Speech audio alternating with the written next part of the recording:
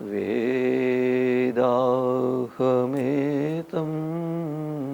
पुरुषं महान्तं आदित्यवर्णं तमसा परस्तात् तमेव विदित्वाति मृत्युमेति नान्यः पन्था विद्यते यनाय। ओम शांति शांति शांति। प्रिय बंधुओं, आज हम कर्मफल के विषय में विचार करेंगे। जीवात्मा का स्वभाव है वो कर्म करता रहता है। जीवात्मा है तो कर्म है, कर्म है तो जीवात्मा है। जीवात्मा नित्य है, इसलिए जीवात्मा कर्म भी नित्य ही करता है। तो कर्म करता है तो कर्म का फल भी मिलता है। और एक चींटी से चींटी, छोटी से छोटी प्राणी भी, छोटे से छोटा प्राणी भी कर्म करता है। इसलिए करता है, एक सिद्धांत निगूढ़ है यहाँ पर। क्या है? कर्म का फल देने वाला कोई है ऐसा उसके आत्मा में ज्ञान होता है। ये सिद्ध करता है कि परमात्मा है। यदि कर्म का फल देने वाला नहीं है ऐसा जिस किसी क्षण मनुष्य के या प्राणी के आत्मा में आ जाएगा, जीव के आत्मा में आ जाएगा, तो उस समय कर्म करना बंद कर देगा। हर कोई प्राणी काम करता है। क्यों? कर्म का फल मिलता है, ये विश्वास होता है। कर्म का फल देने वाला है, उसका नाम परमात्मा कह दो, ईश्वर कह दो। तो कर्म इस समय दो मान लेंगे या तीन में हमसे। कर्म ऐसे होते हैं जो अनिच्छा से करते, जैसे खुजलाते हैं, कुछ करते हैं, चलते हैं, हाथ हिलते हैं, ये दूसरे हैं कि जो प्रयत्न पूर्वक कर्म करते हैं, धर्म अधर्म के कर्म, ग्राही अग्राही, न्याय अन्याय। तो पाप पुण्य, पापों के फल को कोई भी जीवात्मा भोगना नहीं चाहता, कुछ लोगों को छोड़कर। वो बतलाएंगे कौन। और पुण्यों के कर्म को सभी भोगना चाहते हैं, ये भी कुछ लोग नहीं चाहते। अब प्रश्न यह है कि कर्म जो मनुष्य करता है उसका फल चाहता है, तो कौन कर्म का फल चाहता, कौन कितना चाहता, कौन कैसे कर्म से फल चाहता है, इस विषय में थोड़ा सा विचार करेंगे। संसार में 4 प्रकार के मनुष्य मिलेंगे। ये 4 प्रकार के मनुष्य क्या हैं? एक तो यह है कि कर्म बिना किए ही फल चाहने वाले, कर्म नहीं करते और फल को चाहते। बिना कर्म के फल को चाहने वाले संसार में बहुत हैं। यदि मैं ये कह दूं कि लगभग आज के लोगों में, राजनीति के लोगों में, कुछ को छोड़कर शेष सारे के सारे बिना कर्म के फल चाहते हैं। कोई बुरा ना माने, ये बात है, कह रहा हूं, जैसा मैं जानता हूं वैसे कह रहा हूं। और जो डाका डालते हैं, चोरी करते हैं, वो बिना कर्म के फल चाहते हैं, करते रहते हैं। और दूसरे प्रकार के लोग हैं, थोड़ा कर्म करते हैं, अधिक फल चाहते हैं। उनकी अपेक्षा ये आगे है थोड़ा सा, क्योंकि थोड़ा सा कर्म करते हैं, फल अधिक चाहते हैं, वो बिना कर्म के ही फल चाहते हैं। अब इसमें कौन है? बहुत अधिक लोग हैं। मेरी दृष्टि में सारे के सारे मजदूर आज जो मजदूरी करते हैं वो सारे के सारे इसी कोटि में आते हैं। क्योंकि एक मजदूर आता है, आप जानते, मैं भी जानता हूँ, सब जानते हैं, 8 घंटे काम करने के स्थान पर 8 घंटे काम करो, 300 रुपये ले लो, 200 रुपये ले लो, 500 रुपये ले लो। वो 8 घंटे काम नहीं करता। और ऐसा सुनते हैं कि अमेरिका में करते हैं। यदि अमेरिका वालों को स्वतंत्रता दी जाए तो वो भी नहीं करेंगे। मनुष्य का स्वभाव है कि थोड़ा कर्म करके अधिक फल को चाहे। स्वतंत्रता मिलते तो कर लेता है ऐसा। और ये सरकारी नौकरी चाहने वाले भी ऐसे करते हैं। कोई बुरा नहीं माने, किसी व्यक्ति को लेकर नहीं कह रहा। क्यों? सरकारी नौकरी में 8 घंटे के स्थान पर 6 घंटे काम करे तो भी काम चल जाएगा। और दोष करेंगे तो जिसको दोष के कारण से नौकरी में से निकालना चाहिए, उस दोष के करने पर भी वहां कुछ ऐसे नियम है, निकाल ही नहीं सकता। ये सारे क्या चाहते हैं कि कर्म हम थोड़ा करें, फल अधिक मिले, है नहीं?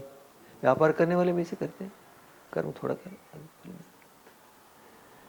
ये भी उन्नति के लिए कारण नहीं बन सकता, इससे उन्नति नहीं होगी, अवनति हो जाती।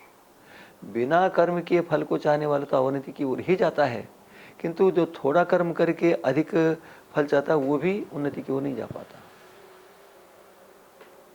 जहाँ कहीं से कुछ मिल जाएगा ले लेगा और ऋणी हो जाएगा संसार में।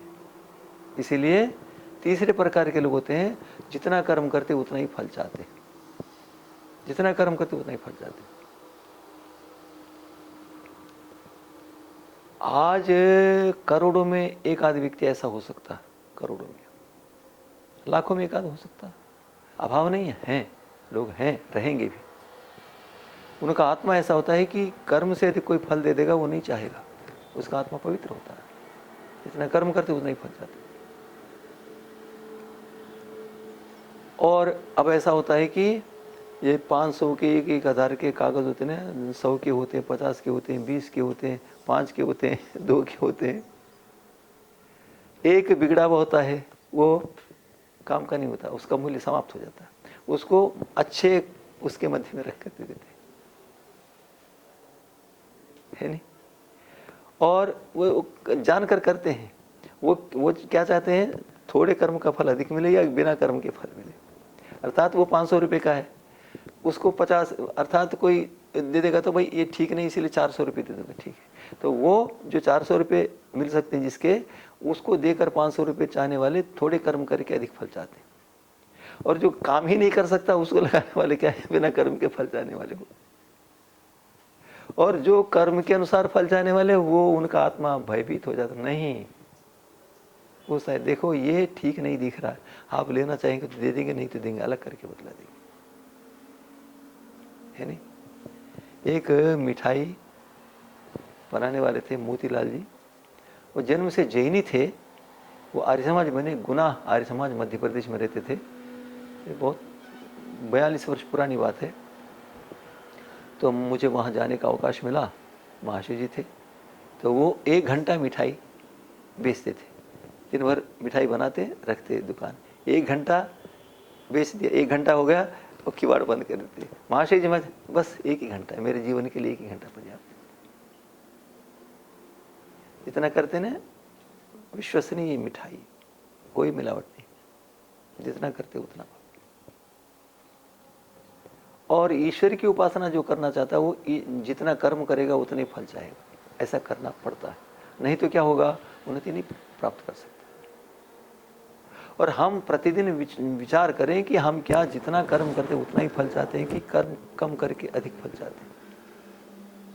और ये भी विचार करना पड़ेगा जितना मैं फल ले रहा हूं उसका पूरा का पूरा कर्म होगा कि नहीं, नहीं कम कर।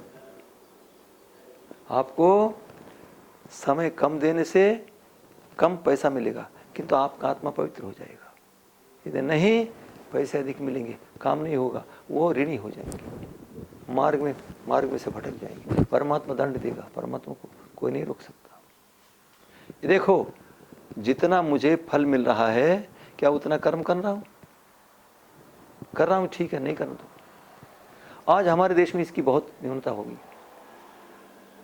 है नहीं। मैं सरकार की ओर से सुनता रहता हूँ, संसद में भी, संसद के विषय सुनता रहता हूँ, ऊपर वेतन बढ़वा रहे। संसद में वो रहते हैं स्वयं ही वेतन बढ़ाओ, स्वयं ले लो, उसमें कोई परमात्मा भी रोक नहीं सकता। और फिर ये मजदूरों का वेतन कम है, इसको बढ़ाओ उसको बढ़ाओ। ये कभी भी कहीं पत्र पत्रिका में ना पढ़ा ना मैंने सुना कि मजदूर जो है ना 8 घंटे के स्थान पर 6 घंटे कर रहे हैं, 5 घंटे कर रहे हैं, नहीं भी कर रहा, ऐसा कभी कोई नहीं कहता। ले इनका बढ़ाओ, ये वेतन हो, ये उन्नति की ओर नहीं जाएंगे, अवनति की ओर जाएंगे। कह दो आपको वेतन बढ़ाना चाहिए किंतु वेतन के अनुसार आप कर्म नहीं कर रहे, इसलिए आपका वेतन नहीं बढ़ेगा। और आपका वेतन निश्चित है, आप कर्म कम करें इसलिए कम वेतन ही दिया जाएगा। और उनके मन में होना चाहिए हमने जितना काम किया उतने वेतन ले। ऐसा मैं सुनता हूँ। मैं किसी देश की यात्रा की इच्छा नहीं करता और एक जापान की इच्छा करना चाहते। क्यों? आज जापान में देशभक्ति बची हुई। जो हमारे देश में देशभक्ति थी वो अब जापान में जाकर स्थिर हो गई। ऐसा सुनते हैं, एक बार सुभाष चंद्र बोस जी ने ब्रह्मा के आकाशवाणी से वक्तव्य दिया था। उनके वक्तव्य के सार कहीं कहीं पढ़ने को मिला है कि आज संसार में से अमेरिका मिट जाएगा ना, रूस मिट जाएगा तो क्रांति ना, क्रूरता मिट जाएगी। रूस मिट जाएगा तो क्या होगा? क्रूरता मिट जाएगी। उस समय रशिया अखंड था, अब तो खंडित हो गया। रशिया वालों का क्या है कि क्रूरता का व्यवहार करते। उन्होंने कहा था, फिर कहा था कि संसार में से अमेरिका मिट जाएगा तो पूंजीवाद भी मिट जाएगा। पेट्टुबड़ी तरह आज भी इसे चल रहा है। और फिर यदि संसार में से जर्मन मिट जाएगा तो साम्राज्यवाद भी मिट जाएगा।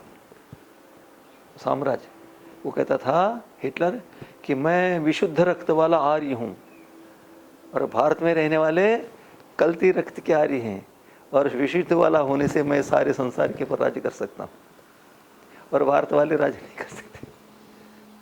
था कि नहीं था? दूसरी बात है कहने का उसका, अर्थात उस साम्राज्यवाद, अर्थात मैं सारे संसार का राजा बन जाऊं, ऐसा चाहता था। और उसको ये विश्वास था मैं यदि राजा बन सकता हूं तो वेदों के आधार पर बन सकता हूं, अन्य प्रकार ये विश्वास था। तो घटना दूसरी मैं बताऊंगा, है नहीं? तो आगे क्या कहा उन्होंने? यदि जापान मिट जाएगा तो देशभक्ति मिट जाएगी। ये शब्द हृदय को लगने वाले हैं। 2 लड़कियां आई थी, एक विवाहिता थी, विवाह में आए थे जापान के। तो मैंने कहा उनसे पता करने के लिए, उनको बुला लिया, बैठ गए पेड़ के नीचे। तो वो जापान के विषय में कुछ, वो हिंदी नहीं समझे, मैं जापानी भाषा नहीं समझे, टूटी फूटी भाषा से काम चल रहा था। तो थोड़ा सा बादल छाए हुए थे और परिचय देते देते किसी ने कह दिया कि नागासाकी, दोनों का याद कर लिया। कहना था एकदम आंखों में से आंसू उतर आए। हिटलर ने फेंका था ना, अण्वस्त्र फेंका था, नागासाकी कोई दूसरे देश। ओहो हो, उस हिरोशिमा, उस घटना को सामने लाते ही उन दोनों बहनों की आंखों में से आंसू टपक पड़े। हृदय पिघल गया। अर्थात वो जापान के व्यक्तियों को दुखी देखना नहीं चाहते थे। जापान की प्रजा कभी दुखी ना हो, ऐसा अपने देश के प्रति प्रेम रखते थे।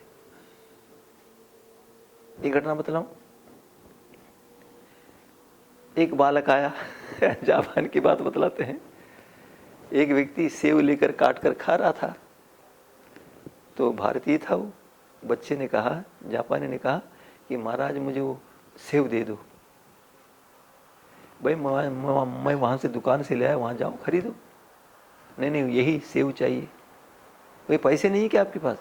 पैसे हैं, वहीं से ले लो ना, मुझे यही चाहिए। तो बहुत देर तक वार्तालाप है, क्यों, क्या कारण है? उस बच्चे ने कहा आप इस देश के नहीं हैं, हमारे देश के व्यक्ति ने धोखा देकर आपको अधिक मूल्य से ये फल दिया है। तो आपको कभी पता चल जाएगा, जापान के व्यक्ति ने भारतवासी को अन्याय करके पैसा अधिक लिया है। ये जापान के अपमान को मैं सहन नहीं कर सकता, इसलिए पैसे मैं भर के उसको आपको कम पैसे में सेव ला कर देना चाहता। ये थी,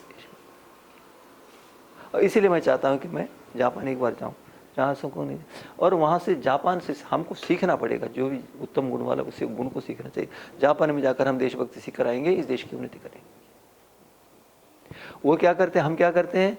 यदि कहीं सरकार का विरोध हो, कोई वो हो, तो क्या कहते हैं? सम्य, क्या कहते हैं जी? विरोध करते, धरना करते, कुछ करते हैं। उसे क्या होता है, बहुत सारे कल कारखाने बंद हो जाते हैं, विद्युत को बंद कर डालते, पता नहीं कितनी हानि आर्थिक हो जाती है, कह नहीं सकते।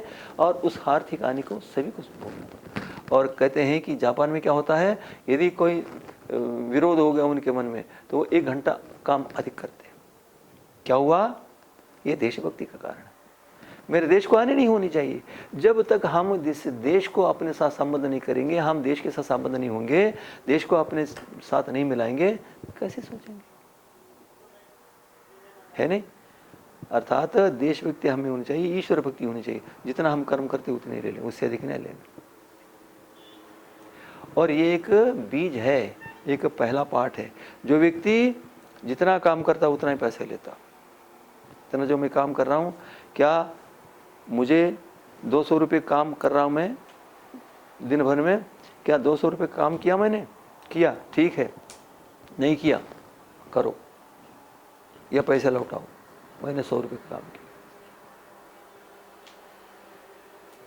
एक बात बतलाऊं, एक घटना घटी, मतलब आपको व्यवहार में काम आ जाएगा।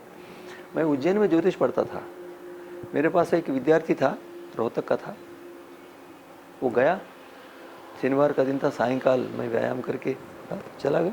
वो रोटी पकाता था, मैं विद्या पढ़ाता था, भोजन का प्रबंध मैं करता था। तो दाल शाक आदि लेकर आए। उन्होंने कहा जी तो भूल हो गई। क्या भूल हो गई, आपने 10 रुपये दिए थे और भूल से मैंने वो 5 रुपये दुकानदार को देकर सामान ले लिया। उसने 5 रुपये से जो पैसे बच गए थे दे दिए। मैंने कहा नहीं, मैंने 10 रुपये दे दिए। नहीं महाराज, 5 रुपये दे दिए। और मैंने वहाँ पर खींचतानी की है और मैं मारने को भी तैयार था। मैंने कहा कि हमारे गुरुजी ने 10 रुपये दिए हैं, मैंने वही आपको दे दिए। महाराज जाकर तो देख लो, आपने 10 दिए कि 5 दिए। वहाँ जाकर देखो, नहीं नहीं नहीं, मैं आर्य समाज के साथ हूँ, मैं तो गर्दन तोड़ कर जाऊँगा यहाँ से। आगे ऐसा ऐसा हुआ, देखा, पेटी खोल कर देखा तो मैंने 10 रुपये दिए थे, वो थे और 5 थे नहीं। तो वो भूल से मैंने 5 दे दिया, समझ लिया 10, और झगड़ा हो गया।